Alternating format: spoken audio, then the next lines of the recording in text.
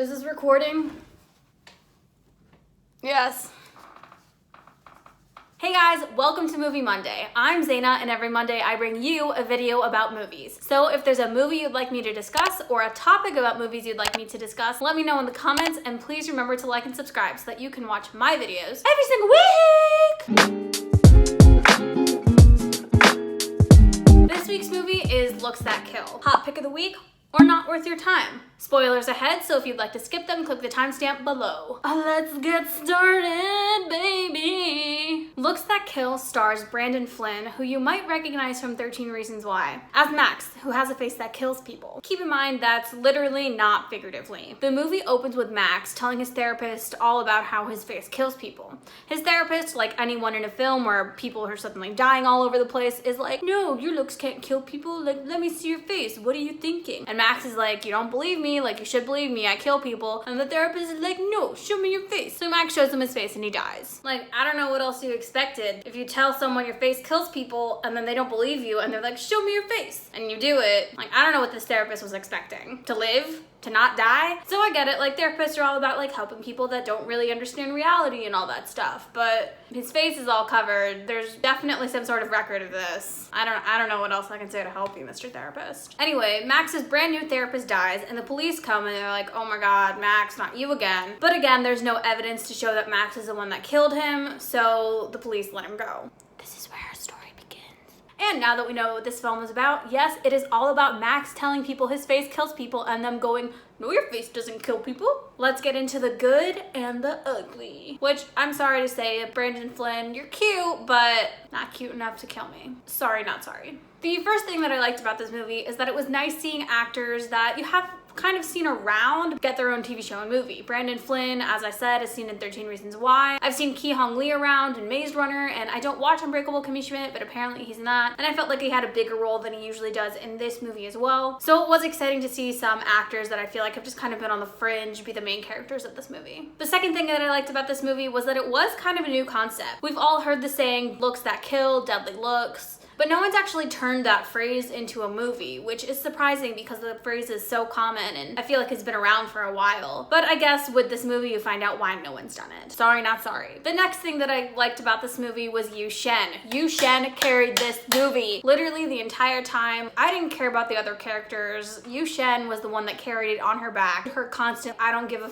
attitude was fantastic, and she was just straight up setting things on fire by the end of this movie. So great job, Monique Kim, kudos to you. And the final thing that I kind of liked about this movie is that the ending was so weird. The movie ends with our main character Max figuring out that if people like him for his insides, then they won't be killed by his outsides. There's definitely a lesson buried in there, but honestly, for a teen drama, it was not worth it. Thanks for teaching everyone not to judge people by their looks, even though they're supposedly really hot and just have to cover their face because it kills people. Like, is that the lesson we're supposed to get out of this? But he finds out that his face doesn't always kill people and kind of leads a normal life. But then he goes on to tell us that he kills people at request now, like some sort of euthanasia, not youth in Asia, but euthanasia. So essentially you could say that he's illegal and also a murderer now, but that's okay because now he's happy and people can hang out with him and not be killed by his face if they're friends with him. And now the oh wait, hang on.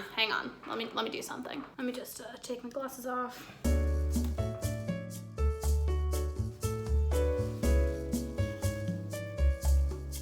I'm emulating the characters now, as you can see.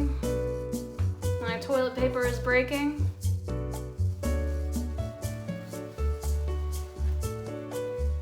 Okay.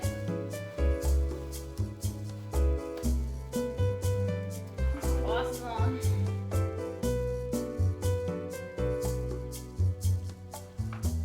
Hi, I'm Max. You can't look at my face because it'll kill you. And my life is really weird. And now for the ugly. Oh man, I don't know how we did this for an entire movie. I have a lot of toilet paper, guys. I feel like I'm wasting the environment, but it feels necessary for this video.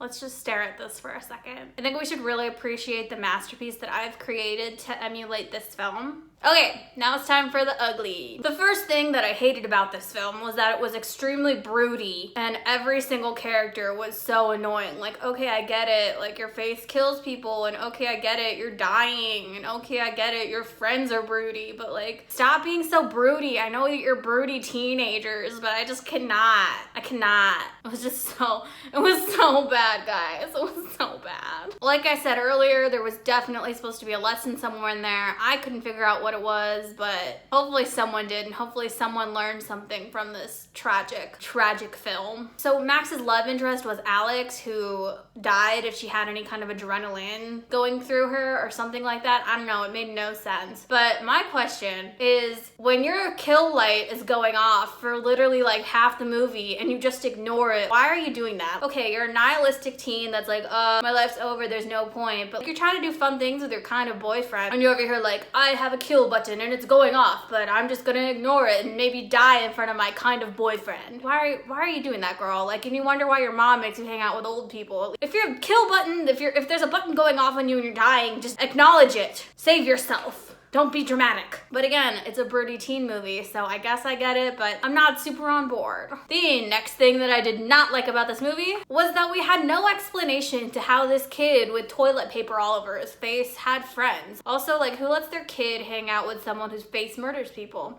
I really don't get it. With Alex, we kind of see how they become friends, hangs around with him all day, like a science experiment, and then at the end is like, no, I can't be friends with you because it's too exciting. And my final issue with this film, aside from it being terrible, was that the cops A, arrested Alex towards the end of the film for murdering someone when it wasn't even his fault, and B, they did that even though they hadn't arrested him at any other point in the film. At this point, you should have arrested him by now, so why are you arresting him when it's not even his fault? You should have arrested him when he did it on purpose to the therapist. This time, some kid ripped his toilet paper off his face and he killed someone on accident. Like, that's not his fault. And now for the verdict. This movie is a not. Do not watch this movie. I repeat, read my lips. Do not watch this movie. It is terrible. I was in physical pain while I was watching it. Please do not watch this movie. There is nothing good about it. The good things that I listed, barely good. Don't watch it, and if you watch it, just watch Yu Shen's scenes. Thanks for coming to my TED Talk. This is Zayna. See you next week for Movie Monday.